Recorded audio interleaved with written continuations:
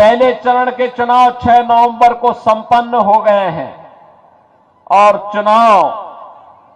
पहले चरण के चुनाव में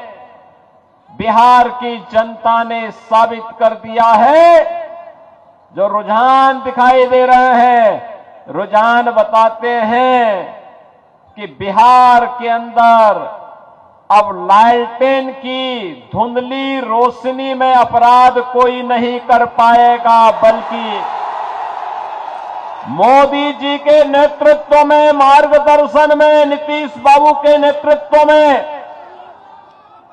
एनडीए सरकार की एलईडी लाइट में जगमगाता हुआ बिहार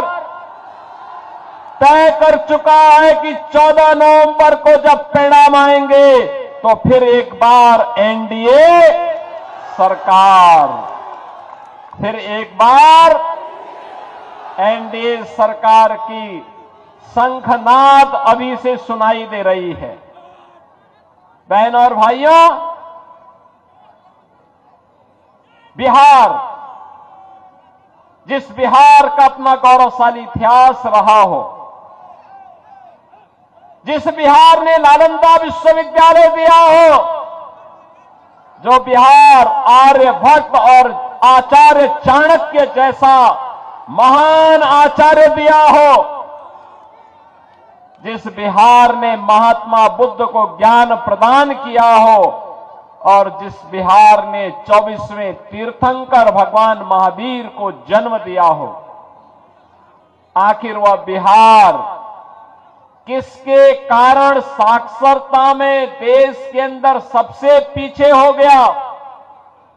बहनों और भाइयों, इस पाप का दोषी कोई और नहीं, इस पाप का दोषी कांग्रेस और आरजेडी बराबर के दोषी हैं।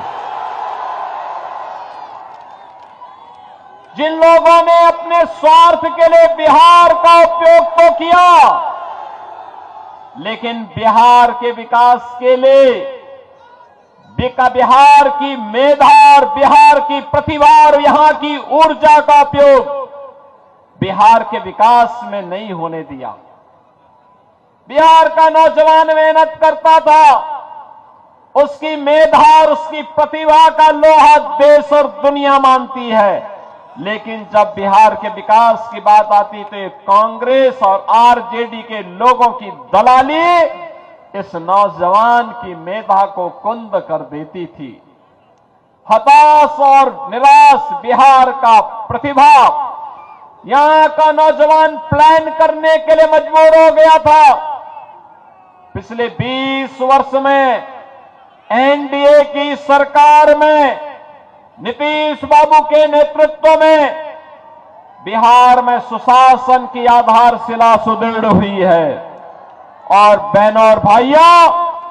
इसी सुशासन की सुदृढ़ नींव में एक समृद्ध और विकसित बिहार के निर्माण के लिए एनडीए सरकार फिर से बिहार के अंदर आवश्यक है। बाकी अन्य खबरों के लिए देखते रहिए शेष खबर।